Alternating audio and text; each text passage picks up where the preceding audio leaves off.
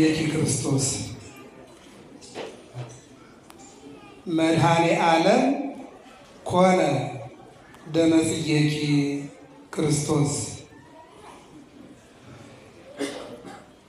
የጽጌሽ አበባ ክርስቶስ የዓለም መድኃኒት ሆነ። የጽጌሽ አበባ የደምሽ አበባ የጽጌሽ አበባ ክርስቶስ የዓለም መድኃኒት ሆነ። እስኪ በስመ አብ በሉ። በስመ አብ ወወልድ ወመንፈስ ቅዱስ አሐዱ አምላክ አሜን። ክቡራን በአውደ ምሕረቱ ላይ የምትገኙ መምህራነ ወንጌል፣ መምህራነ ቤተ ክርስቲያን፣ በግቢ ውስጥ ያላችሁ አባቶቻችን፣ እናቶቻችን፣ ወጣቶች እንዲሁም ሕፃናት ሁላችሁንም በእግዚአብሔር ስም እላችኋለሁ እንደምን ዋላችሁ? እንደምን አመሻችሁ? እግዚአብሔር ይመስገን ብለን ስሙ እንድንጠራ እንድናመሰግነው የጠራን የሰበሰበን ልዑል አምላካችን ስለማይነገር ስጦታው ስሙ ለዘላለም የከበረና የተመሰገነ ይሁን። ይህን ርዕስ ለሶስት ነገር አንስቼዋለሁ። አንደኛው ትናንት ቸሩ መድኃኔ ዓለም ነው። የእሱን ዓመታዊ ክብረ በዓል በደመቀ ሁኔታ እንደ አዲስ አበባም እንደ ቤተ ክርስቲያናችን ባሉ አድባራትና ገዳማት ሞቅ ደመቅ ባለ ሁኔታ አክብረናል። አቃቂ መድኃኔ ዓለምን ቀደም ብዬ በተለያዩ መልኩ ስለማቀው የሕዝብ ችግርም የአገልግሎት ችግርም እንደሌለ አውቃለሁ። በጥሩ ሁኔታ እንደተከበረም መረጃውን ስለሚኖረኝ ማለት ነው። አንደኛው እሱ ነው። ሁለተኛው ዛሬ ቅድም ወንጌሉ ሲነበብ ሰምታችሁ ከሆነ ዮሴፍ ወይ ዮሴፍ አረጋዊ ማርያምን ለመውሰድ አትፍራ፣ ይልቁንም ከሷ የሚወለደው ከመንፈስ ቅዱስ ነው። የማቴዎስ ወንጌል ምዕራፍ 1 ቁጥር 23 ላይ ልጁ ይወለዳል ከሦስቱ አካል አንዱ አካል አምላክ ወልደ አምላክ ቅድመ ዓለም ያለ እናት ወልደ አብ ድኅረ ዓለም ያለ አባት ወልደ ማርያም የተባለ ከሦስቱ አካል አንዱ አካል በማኅፀነ ድንግል ማርያም ይወለዳል። አዎ፣ ስለዚህ ማርያምን ለመውሰድ አትፍራ የሚለው የወንጌል ክፍል ቅድም ተነቦ መልአኩ ይህንን ቃል በሕልሙ ሲነግረው ተነሳና መልአኩ የነገረው በሕልም ነው። እሱ ግን በእውን እመቤታችን ድንግል ማርያምን ወደ ቤቱ ይዞ አስገባ። እስኪ አመስግኑ እግዚአብሔር። ይህ የተነበበው አንዱ ቸሩ መድኃኔ ዓለምን ማየት፣ ሁለት አማኑኤል የሚለውን መመልከት፣ ሶስተኛውና የመጨረሻው በ28 አርእስተ አበው የሚባሉ አብርሃም፣ ይስሐቅ፣ ያዕቆብ እነሱ በቤተ ክርስቲያናችን ትልቁን ስጦታ የያዙ የአባትነት ድርሻ ማለት ነው። የዛሬውን እንግዲህ ያው እንዳለመታደሉ ነው። አባቶች አረጋውያን እንኳን መሬት ላይ ያለውን ለማስታረቅ ሰማይ ተቀደደ ሊባል ሊሰፉ ክርና መርፌ ይዘው ይወጣል ሊባል ነበረ። ዛሬ ላይ ግን ሀገር አስታራቂ ጠፍቶ የሕፃናት ሞት፣ የወጣቶች ፍልሰት፣ ስደት በየመን ብትሄዱ፣ በኬንያ ብትሄዱ፣ በሌላውም ሀገር ብትሄዱ አሞራው ጠግቦ ውሃው ወደ ደምነት ተቀይሮ የሚታየው የእኛ ልጆች ናቸው በውጭ ዓለም ላይ ዛሬ። ይህን ያመጣው ስደትና ፍልሰት የተባለው ተስፋ መቁረጥ፣ ተምሮ እንደተማሩት አለመሆን፣ ነግዶ አትራፊ አለመሆን፣ ርጦ ቀዳሚ አለመሆን፣ ካሰቡበት መድረስ ባለመቻሉ ሁኔታ አንድ አባት ትናንት እኔ ካረፈርኩበት ቤተክርስቲያን ላይ መጥተው እንደ ዘንድሮ አገራችን ኢትዮጵያ አዝመራ ይዛ አታውቅም። ሂዱ ጠይቁ፣ በሰሜኑ አካባቢ ክፍለ ሀገሮች ነው ሄዳችሁ ይዩ። አዝመራው ግን ማጨድ አልተቻለም። ለምን? ይህን ጥያቄ አድርጌ ልተው። ይህ ነው አሁን ሀገሯ ላይ ያለችው እና እነዚህ አባቶች አባትነት ድርሻቸውን ይዘው የተወጡ አብርሃም፣ ይስሐቅ፣ ያዕቆብ የሚባሉ ከእግዚአብሔር ጋር አንዳንዶቹ የታገሉ ታግለው የተባረኩ፣ አንዳንዶቹ ደግሞ ውጡ ተብለው የወጡ ማቄን ጨርቄን እናቴን አባቴን ኑሮዬን ሳይሉ እግዚአብሔርን ተከትለው የአምላካቸውን የእግዚአብሔርን ቃል ተስፋ አድርገው ቃል ኪዳን ጠብቀው የተጓዙ አንስት አበው እነዚህ ናቸው። አጭር በጣም አጭር ደቂቃ ነው የምንማማረው። አሁን በማያችሁ ደረጃ ላይ በጣም የምትሰሙ በጣም የምታዳምጡ በጣም የተረጋጋችሁ ናችሁና ክቡር መምህር አንድ ቀን ሲመጡ ከዚያው ደብረ ላይ እንዲናገሩ እየሰሙ ማለት በጣም ደስ ትላላችሁ። እስኪ አመስግኑት እግዚአብሔር በጣም ማለት ነው። አዲስ አበባ ላይ የጉባኤ ችግር የለም። ትልቁ ችግር ግን ማውራት፣ መንሾካሸት፣ ቁጭ ማለት እንዲሁም ከቂጡ መርፌ የተወጋ ይመስል ዝም ብድግ ማለት ወዳና ወዲህ ማለት መቅበዝበዝ። ይሄ በሰሜኑ አካባቢ የአገዳ ከብት ይባላል አይደል? የአገዳ ከብት ጓዱላ እንዲህ አይነት ባህሪ ይታይብናል አውደ ምሕረቱ አካባቢና እዚህ ላይ ግን አመስግኛችሁ ሳልጨርስ ግን ሰው እንዳይነሳ እየሰማችሁ ነው አይደል? እና ስለሆነ እኔ አጠር ያለ በጣም አጭር ትምህርት ነው የምናገረው። አገሬ በጣም የካባዱ የሚባለው አገር ስለሆነ ከዚህ አንግል ትይዙልኛላችሁ። በጣም አጭር ትምህርት ነው የምንነጋገረው። ከዚህ ቀደም የመድኃኒዓለም የዛሬ 2 ዓመት ያመቱ ማታ መጥቼ ነበረ። መሽቶ በጣም መሽቶ ከዚያ በኋላ ጧጧት እንጂ ማታ አልመጣም ብዬ ዛሬ እንዳጋጣሚ በሆነ ምክንያት የመጣሁት እንጂ ማታ ማታ ይርቀኛል እና ነሐሴ ላይ ግን የጧት ጧት መጥቻ አስተምሬ ሄጃለሁ። አሁን አጭር ትምህርት ነው የምነጋገረው። እግዚአብሔር አምላክ ከሁላችን ጋር ይሁን። እስኪ ሁላችሁም ተናገሩ። አንድ ሰው ድምፁን አይተውም። መድኃኒዓለም በሉ። የጽጌሽ አበባ መድኃኒዓለም የዓለም መድኃኒት ሆነ። እስኪ ድገሙት። የጽጌሽ በሉ። አበባ መድኃኒዓለም የዓለም መድኃኒት ሆነ። እልል በሉና ተቀበሉት። እንግዲህ ቃል ማለት ነው። ይህንን አሁን እንደው በቀኑ በ27 ብንወስደው ግን መድኃኒዓለም ምን አልኳችሁ? ተርጉሙት። ምን ማለት ነው? የዓለም መድኃኒት።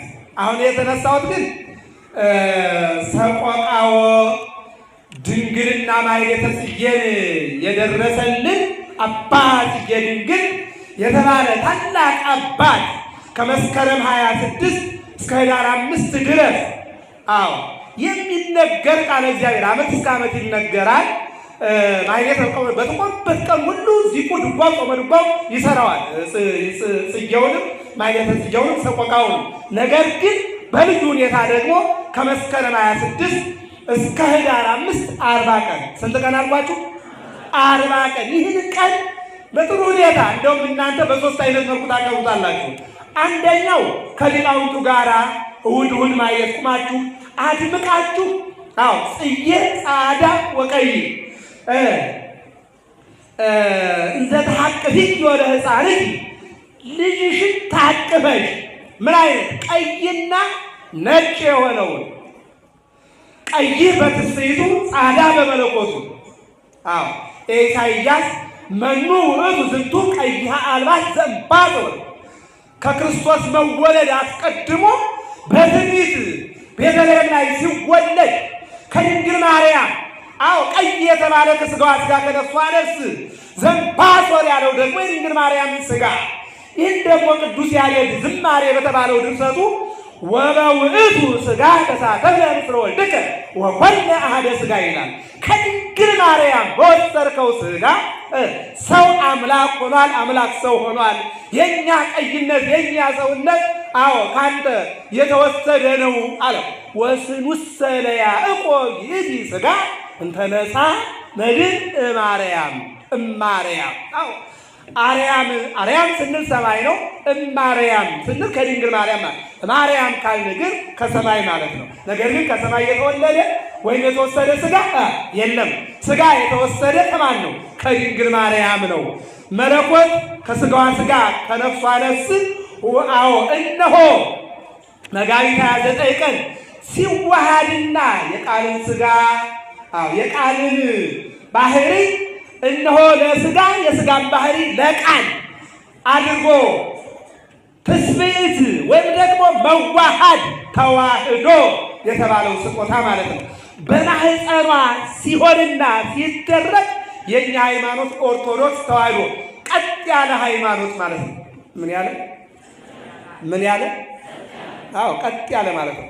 አንድ ጊዜ አማላጅ፣ አንድ ጊዜ ደግሞ ፍጡር፣ አንድ ጊዜ ደግሞ የዮሴፍ ልጅ፣ አንድ ጊዜ ደግሞ ከላይ የማይባል አምላክ ወልደ አምላክ የአብ ልጅ ጴጥሮስ ሆኗል። አንተ ውእቱ ክርስቶስ ወልደ እግዚአብሔር ሕያው፣ አንተ የሕያው እግዚአብሔር ልጅ ክርስቶስ ነህ።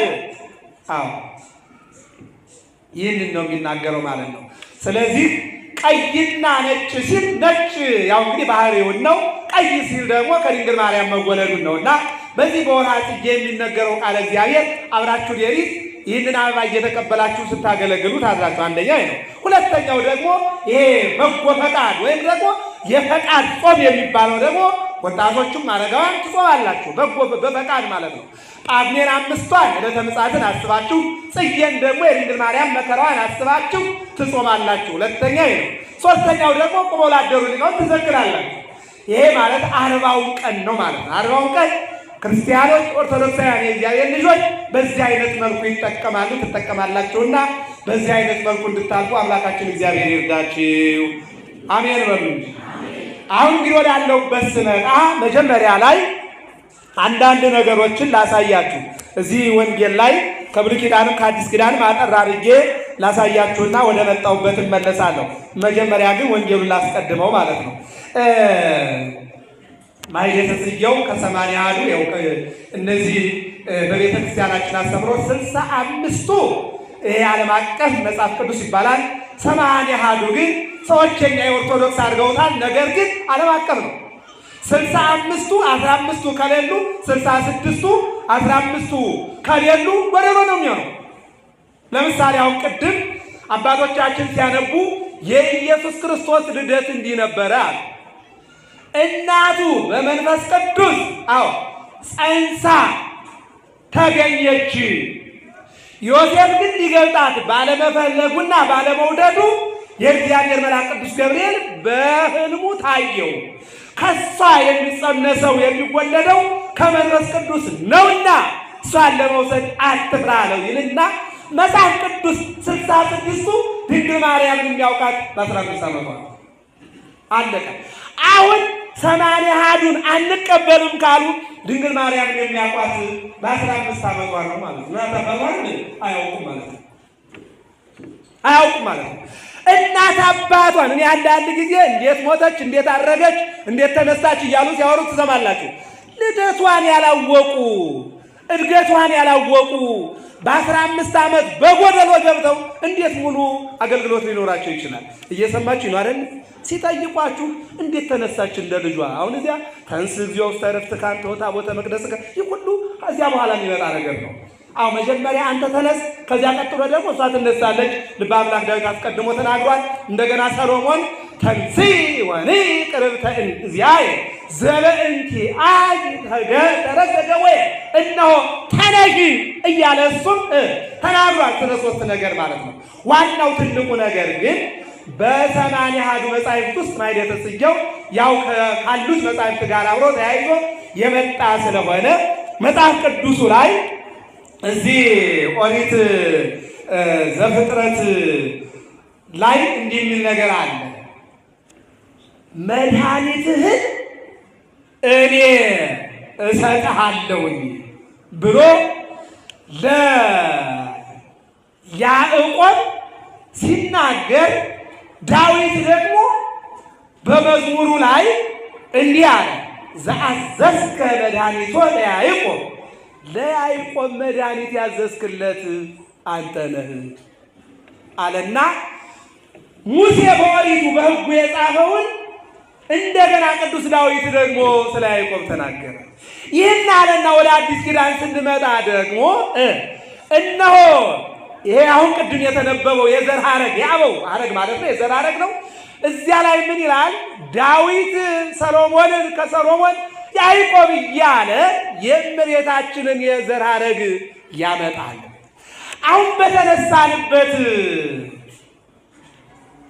አይኑ ዘተገብረ ፈውስ እምቀድመ ትትወለድ ድንግል እምቤተ ክህነት ወንግስ፣ ከቤተ መንግስትና ከቤተ ክህነት አንቺ ከመወለድሽ በፊት ማን ተፈወሰ?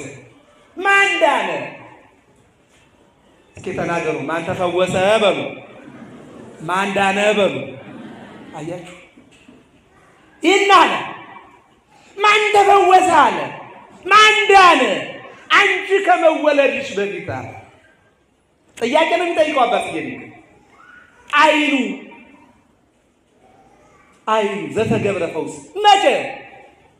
ፈውስ መቼ ተደረገ? መቼ ሆነ ይላል። ይቀጥልና ኢሳይያስ 45:17 ላይ እስራኤልን በዘላለም መድኃኒት ያድነዋል፣ በዘላለም ፈውስ ይፈውሰዋል። ገና አዲስ ኪዳን እየተናገረ ያለው እንደገና ደግሞ ኤርምያስ የተባለ ነቢይ 30:13 ላይ አንተ እስራኤል ሆይ ይላል፣ ክርክርህን ማን ይፈርድልሃል? ማን ይመለከታል? ማን ያይሃል? ማንን ነው ተስፋ የምታደርገው? ይህን ዘመን የሚያሳይ ይመስላል። ያንተን ክርክር ማን ይሰማልሃል? ያንተን ችግር ማን ይፈታልሃል? አዎ በቋንቋ፣ በተራራ፣ በሜዳ፣ በስልጣን፣ በሀብት ተከፋፍለን ወድቀን ዛሬ ማን ይሰማል? አስቀድሞ ተናገሩት ነቢያት። አዎ ከዋው ገሪሆሙ ለለዚኑ ዜና ሰናያ እውነቱን ለሚናገሩ አንድም ለተናገሩት ለእነዚያ እግራቸው ለምለም ነው አለ። አሁን የሚሰማ የለም፣ ክርክርህን የሚፈርድልህ የለም። ነገር ግን ነገ አዳኝህ ነገ ፈዋሽህ ይመጣል። ማን ሆነ እሱ? ደመ ጽጌኪንኩ ክርስቶስ። አዎ የአበባሽ ጽጌ ክርስቶስ የዓለም መድኃኒት ሆኖ ተገኘ። እስኪ አመስግኑ ድንግል ማርያም። እሱ እስኪመጣ ግን ክርክርህን ማን ይሰማሃል አለ። ይቀጥልና እዚሁ ላይ ምን ይላል? ክርክርህን ማን ይሰማሃል? የሚፈውስህም አታገኝም። ምን አትልም? አታገኝም። አሁን ባለንበት አለ የሚፈውስህም አታገኝም፣ ወድቀህ ትቀራለህ አለ። በእርግጥ ምሳሌው ነበር። አንድ ሶስት ነገሮች እንመልከት። እዚህ ሁለተኛ ነገሥት ምዕራፍ 5 ላይ ንዕማን የሚባል አንድ ሶርያዊ መቶ አለቃ ግንባሩ ላይ ለምጽ ወጥቶበት ይጨነቅ ነበር እና አንዲት ገሊላዊት ምርኮኛ ለሚስቱ ባልሽ ሲጨነቅ አየዋለሁ፣ ሻሽ ይጠመጥማል፣ ባርኔጣ ያደርጋል፣ ፎጣ ይጠመጥማል፣ ነገር ግን በላዩ ላይ ቁስሉ ይወጣል። እባጩ ንጉሱ ስለሚወደው ነው እንጂ እስካሁን ገለን ነበረ። በዚያ ዘመን ባለው ሕግ ለምጽ ያለበት በአደባባይ ወጥቶ በድንጋይ ይወገራልና፣ ስለዚህ ያልተወገረው ከንጉሱ ጋር ስለሚቀራረብ ነው። ነገር ግን መጨረሻው ፍርድ ሳይመጣ እስራኤል ውስጥ አንድ ከእግዚአብሔር ጋር በጸሎትና በእምነት የተገናኘ ነቢይ አለ፣ ፈዋሽ የሚፈውስ፣ ወደዚያ ጊዜ ይድንልሻል አለቻት። ባጭሩ ለባሏ ነገረችው። ኒማን ይባላል። ኒማን ደግሞ ለንጉሱ ነገረው። የሶርያ ንጉስ ለእስራኤል ንጉስ ተብላል ይጻፋ። የሚገርማችሁ ነገር እንደኛ ማለት ነው። አሁን ብዙ ሰዎች እዚህ አቃቂ መድኃኒዓለም ካርድ ያዝ፣ ወረፋ ጠብቅ፣ ተመርመር፣ ይህን ያክል መርፌ ተወጋ፣ ይህንን ያክል ደግሞ ታብሌት ዋጥ፣ ይህን ያክል አልጋ ላይ ተኛ፣ ይህን ያክል ክፈል፣ ባይኖርህ ለምን። እዚህ ላይ የማያደርስ ጸበል እያለ የማያውቁ ሰዎች አሉ። ፈውስ፣ መንፈሳዊ ፈውስ፣ እምነቱ፣ ጸበሉ፣ መስቀሉ። አያችሁ እዚህ መድኃኔዓለም ግቢ እየተቀዳ ድነቱ ፈውሱ እየተቀዳ ይህን የማያውቁ የተሰወረባቸዋል። ዝቋላን ከሩቅ ያሉ ሲሰሙታል፣ ከቅርብ ያሉት ያርሱታል የሚባል ነገር አለ። እየሰማች ነው አይደል? ከኛ ሃይማኖት ወገን ያልሆኑ ሰዎች እንደው በየርኩበት ደብር ሃይማኖቴ ይህ ነው፣ ነገር ግን ገብርኤል ፈወሰኝ እያሉ መላም ያስገባሉ። ከኛ ወገን ያሉት ናቸው። እኔ አንድ ጊዜ ናዝሬት በነበርኩበት ጊዜ ናዝሬት ቅዱስ ገብርኤል አንዷ መጣችና በዚህ አልፌ ስሄድ አለች። አሁን እንግዲህ ታጥሯል፣ የዛን ጊዜ አጥር አልነበረውም እና ምን አለ አልፌ ስሄድ ልጅ አልነበረኝም። አንተ የክርስቲያኖች አምላክ እባክህ ልጅ አጥቻለሁና ልጅ ስጠኝ፣ መጥቼ 30 ሺህ ብር አስገባለሁ ስለዚህ ብላ ተስላተጋለ። በአመቱ ወልዳ ሃይማኖቷን አለወጠች። እየሰማችሁ ነው አይደል? ነገር ግን ምን አለ ሃይማኖቴ ባለውበት ነው የእናንተ አምላክ ይሰማል። ቤተሰቦቼ ባይገሉኝ ኑሮ ዛሬ ተጠምቄ ኦርቶዶክስ በሆንኩ ነበረ። ነገር ግን በእኛ ቤት በጣም ከባድ ስለሆነ ያለበት ግን በአምላካችሁ አምናለሁኝ አመልካለሁ በውስጤ የእናንተ አምላክ ግን በእውነትም ይሰማል አለች። ሲያመስሉት መዳሊያ ሌላ አቆናጥ እኮ እየሰማችሁ ነው አይደል? እግዚአብሔር ሁላችንን ይስማ። አሜን በሉ። ማን ይስማ? ከዚህ በኋላ የሶሪያ ንጉሥ ሲጽፍለት የኢየሩሳሌም ንጉሥ አያውቅም። እንዴ ጦርነት ፈልጎኝ ነው እንዴ? እኔ ምን አውቃለሁ? ነብይ የሚባል አዳኝ የሚባል ፈዋሽ የሚባል አለ። ይህን ሲል ኤልሳ በቤቱ ሆኖ የኢየሩሳሌሙን ንጉሥ ጭንቀት ተረዳ። የተጨነቅንበትን የሚረዳ ነብይ ያድለን እግዚአብሔር። አሜን በሉ። ዛሬ ያልተጨነቀን ማን አለ? ማን አለ? ምናልባት እንደው ይሄ ትንቢቱ ይፈጸም ዘንድ የሁለት የቆሎ ተማሪዎች መሽቶባቸው ጭድ ውስጥ ተኝተው ጅቡ የሌሊቱ ባለስልጣን መጣና ያንዱን እግር ቆርጠም ሲያደርግ አንተ ቃጭ የሚለው ምንድን ነው አለው። የኔን እግር እየበላ ነው ዝም ብለህ ተኛ ነው ይባላል። ምናልባት ያ ካልሆነ በስተቀር እኛን ገል ላይ እስከሚደርስ መጠበቅ ካልሆነ በስተቀር ዛሬ ምንድን ነው የምንሰማው? ትናንት 25 ቀጥሎ 5 ቀጥሎ 9 ነጋም ሳይገባላሉ ኦርቶዶክሳውያን ወገኖቻችን የኛ ልጆች የኛ ሃይማኖት ዛሬ ሃይማኖተኛ ሆኖ መገኘት መገለያ ሆኖ እያየነው ነው ያለነውና እንድንጸልይ እግዚአብሔር ይርዳን። እየሰማችሁ ነው አይደል? ይሄ ከባድ ነገር ነው። ዝም የምናየው አይደለም። መጸለይ ማለት ነው። መጸለይ ያስፈልጋል። ወደ እግዚአብሔር ማንባት ያስፈልጋል። እባክህ በቃችሁ በለን። አጥፍተናል፣ በድለናል። አንድ እግራችን ኦርቶዶክስ፣ አንድ እግራችን ሌላ ቦታ ሆኗል። አንድ ልብ አልሆንም። አንድ ልብ ሰጠን፣ ሁለት ልብ ሆነናል። ሁለት ጆሮ ሰጠን፣ አራት ጆሮ ሆነናል። አንድ አፍ ሰጠን፣ ሁለት ምላስ ሆነናል። ሁለት እግር ሰጠን፣ አራት ሆነናል። ተቸግረናል ብለን እግዚአብሔርን ብንለምነው አንዷን ራሔልን የሰማኛል የማይሰማን ይመስላችኋል? ይሰማል እግዚአብሔር። እግዚአብሔር እንድንለምን የአምላካችን እግዚአብሔር መልካም ፈቃዱ ይሁንልን። አሁን ከዚህ በኋላ የምትጨነቃለህ ላከው የታመመውን አለው። መጣ አጭሩ ሂድና ዮርዳኖስ ብቅ ጥልም በላለው። ብቅ ጥልም ሲል ክርክር ተከራክረዋል። ያንን ተወውና በስድስተኛው እሱን ምዕራፍ 5 ላይ እናንተ ከቤታችሁ ስትገቡ አነቡት። ክርክሩን 6 ጊዜ ብቅ ጥልም አለና በሰባተኛው ላይ ግንባሩ ላይ ያለው እባጭ ወረደና ወደ ባህሩ ገባለት። ፈውስ ስጋዊ ነው። እየሰማችሁ ነው አይደል? ፈውስ ስጋዊ ተፈወሰ። ሌላም ለምሳሌ ኢዮብን ምንወስድ መጽሐፈ ኢዮብ ምዕራፍ 2 ላይ ኢዮብ በአንድ ቀን ማሳ ላይ ልጆቹ አሉ፣ ቀጠሩ ሰራተኞቹ አሉ፣ ቀጠሩ እንስሳዎቹ አሉ። ከዚያ ቀጠሩ እሱ በቁስል ተመታ። ቤቱ ጓደኞቹ መጡና እስከ መቼ ድረስ እግዚአብሔር እያልክ ትኖራለህ? ካደውና ዳን እያሉ ቢሉት እንደናንተ አይነት ጓደኛ ያስፈልገኝ ውጡ፣ አማካሪ ያስፈልግም ማለት። ዛሬ ዓለሙ ችግር ምን እንደሆነ ታውቃላችሁ? ባለስልጣናቱ የአማካሪ ችግር ነው ችግራቸው። እንደ ዓለም ብታዩት ማለት ነው። ቅዱስ ዳዊትን ጠይቁት፣ ማንነት ግን እንድነግርህ ጓደኛህን ንገረኝ።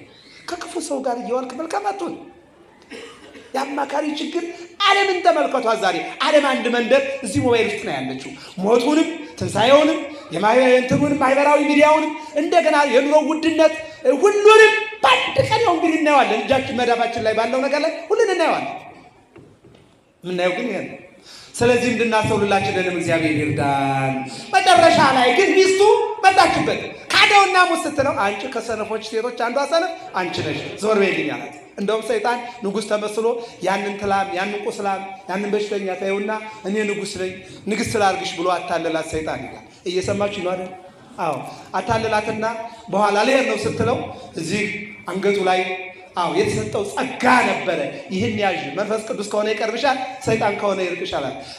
ስትሄድ የዚያን የኔ ቢጤ ዕቃ ወሩሪለት አያስፈልግም። እሷን እየሰማችሁ ነው አይደል?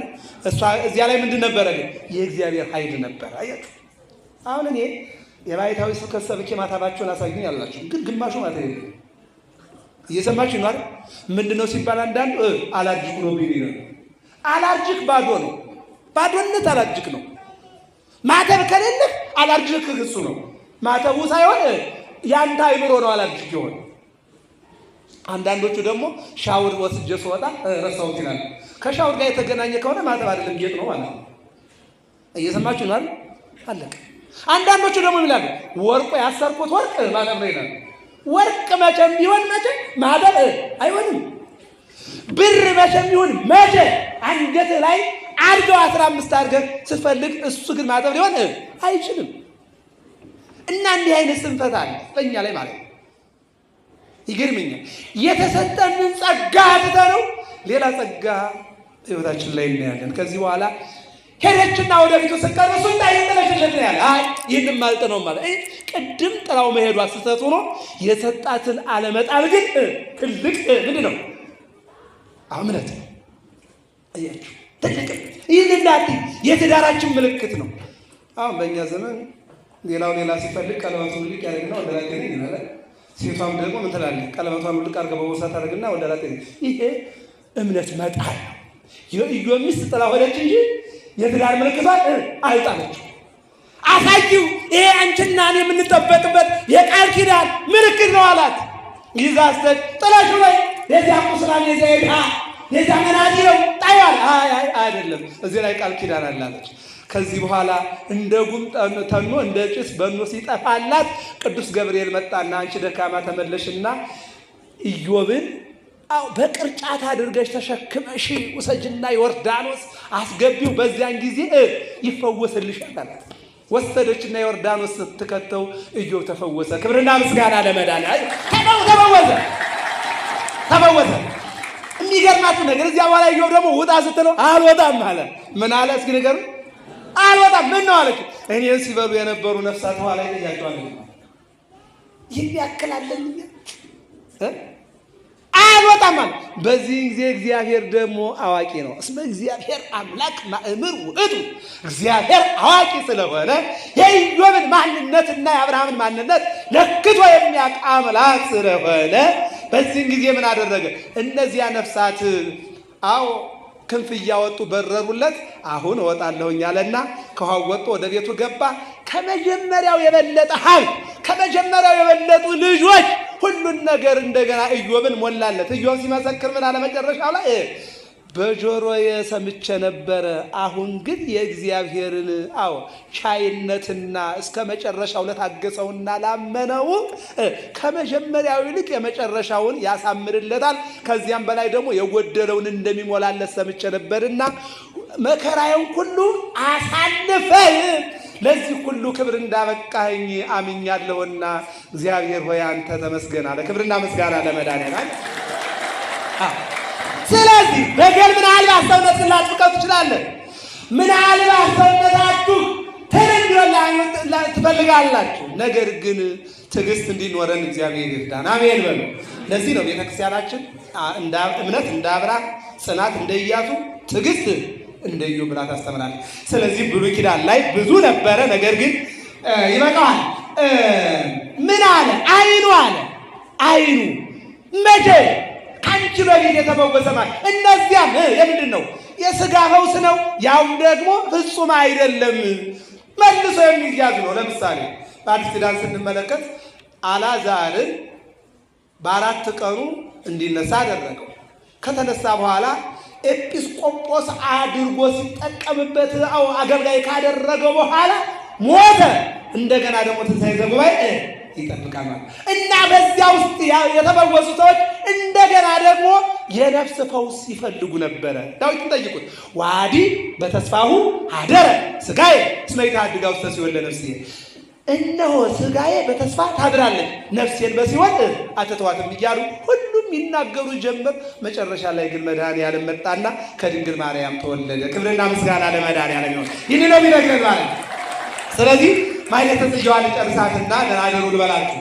አይኑ መቼ ከአንቺ ከመወለድሽ በፊት ፈውስ ተደረገ ሆነ ይልና ከቤተ መንግስትና ከቤተ ክህነት ከቤተ ሌዋውያንና ከቤተ መንግስት አንቺ ከመወለድሽ በፊት ምን አይነት ፈውስ ተደረገ ይልና መድኃኔዓለም ኮነ ደመ ጽጌኪ ንጉሥ። መድኃኔዓለም የጽጌሽ አበባ የጽጌሽ ደም ማለት ነው። የጽጌሽ አበባ አበባ ሲል ንጽሕናዋን፣ ቅድስናዋን፣ ድንግልናዋን፣ ደም ሲል ደግሞ የወሰደውን ነው። ከሷ ተወስዷል። ምንድን ነው? መለኮት መጣ፣ ከስጋዋ ስጋ ከነፍሷ ነፍስ ተዋህዷልና ይህን ነው እየተረጎመ ያለው። ስለዚህ ከዛም በፊት አንቺ ከመወለድሽ በፊት አልነበረም ተስፋ እንጂ ፈውስ አልነበረም፣ ተስፋ እንጂ ድነት አልነበረም። አንቺ ከተወለድሽ በኋላ ግን አንቺ የወለድሽው መድኃኔዓለም የዓለም መድኃኒት ሆነ። ክብርና ምስጋና ለመድኃኔዓለም ነው። ይህን ነው የሚነግረን። ይህን ይልና እሰግድ ለተአምርሽ፣ ለተአምርሽ እሰግዳለሁ። እስኪ ተናገሩ፣ ለተአምርሽ በሉ። ምን እላለሁ? የድንግል ማርያም ተአምር ምንድን ነው? ተአምር ማለት በድንግልና ጸንሳ በድንግልና መውለድ። ተአምር ብዙ ነው፣ ግን ባጭሩ ይሄ ነው። ምንድን ነው እሱ ከተባለ ይሄ ከስነ ተፈጥሮ ውጭ ነው። ከስነ ተፈጥሮ ምክንያቱም ወንድና ሴት አንድ ላይ ሆነው ነው። በጋብቻ ውስጥ ነው፣ በትዳር ውስጥ ነው ልጅ የሚገኘው። ይህንን ሊቁ አትናቴዎስን ጠይቁት። ዘትፌኖ ለሕፃን ማቁየት ስዩ ሰማይ ጸነሙ ወተጠበልሎ በሰባድ ጠረቅ። ያንተ ነገር ይገርመኛል፣ ይደንቀኛል። ከወንድ ጉልበት ዘርን ወደ እናት ማህፀን ታወርዳለህ። የእናትን ደም ትቀላቅልና በእናት ማህፀን ውስጥ ልጅን ትፈጥራለህ። እስኪ አመስግኑት ይህንን አምላክ መድኃኔዓለም። ይህን ያለው በቃ ይሄ ነው ስለ ተዋሕዶ ይሄ ነው በቃ። ነገር ግን የድንግል ማርያም ግን እምን ነው? ቅዱስ ገብርኤል መጣና ትጸንሻለሽ አላት፣ ትወልጃለሽ አላት። ይህ ሲላት እፎ ይከውነኒ ዘትቤለኒ ዘያምር ብእሴ፣ የምትነግረኝን እሺ በጎ ብዬ ለመቀበል ወንድ ስለማላቅ ይህ እንዴት ይሆናል አላችሁ ስትለው መንፈስ ቅዱስ ይመጽእ ላዕሌኪ ወኃይለ ልዑል ይጼልለኪ ዘኢይትወለድ እምኔኪ ቅዱሱ ለእግዚአብሔር። መንፈስ ቅዱስ ይመጣል፣ ይጋርድሻል፣ የልዑልም ኃይል ይከልልሻል። ከአንቺ የሚወለደው ከሦስቱ አካል አንዱ አካል